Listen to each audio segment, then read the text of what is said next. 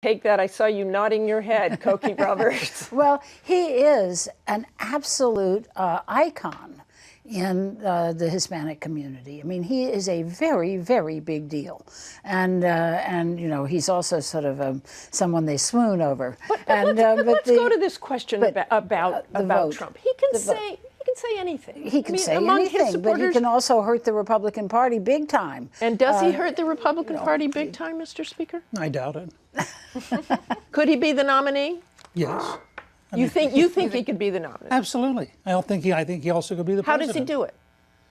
Well, first of all, if you're ahead everywhere and your lead is increasing as it is in Iowa. Among Republicans. Among Republicans. We started with the nominee. Okay, first you have to become the nominee. I think you might be surprised.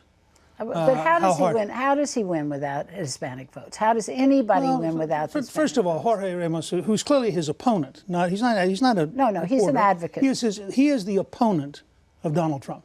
Every night on Univision, he opposes the Republican Party. Every night. So let's start with the game. He opposes bigotry. I don't think he opposes the Republican Party. He opposes the Republican Party, and he gets to define bigotry.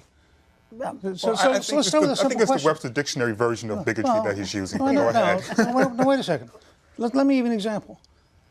I happen to believe that the United States has both a moral and legal obligation to control its border. I think we have an obligation to stop terrorists. I think we have an obligation to kick out, for example, the gang from El Salvador. All right, I want to move on. Jorge disagrees. I want to move off immigration and just really look at some of these numbers too, and some of the descriptions of Donald Trump: arrogant, blowhard, idiot, businessman, and clown. This was in the Quinnipiac poll. What does that tell you? Can a guy with those kind of descriptions be president, be the nominee? I think it's hard to imagine him being president and getting through a general election with those qualities.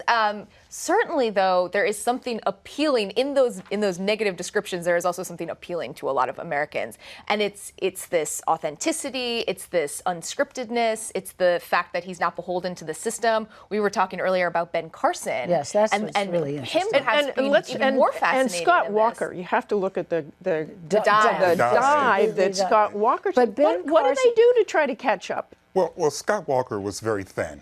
Let's just face the facts. He came, I remember when you interviewed him, and he was ready for the first question, but he didn't have anything for any follow-up questions. He was extremely thin, and I think that's why you see him, you see Senator Rand Paul, you see others starting to fall by the wayside because they came out as people who were into policy, but once you started really diving into it and doing a little bit more a surgery into what their policy was, you realize they were actually really thin. But I think we really do have to be paying attention to Ben Carson. We're paying attention to Ben Carson, believe me.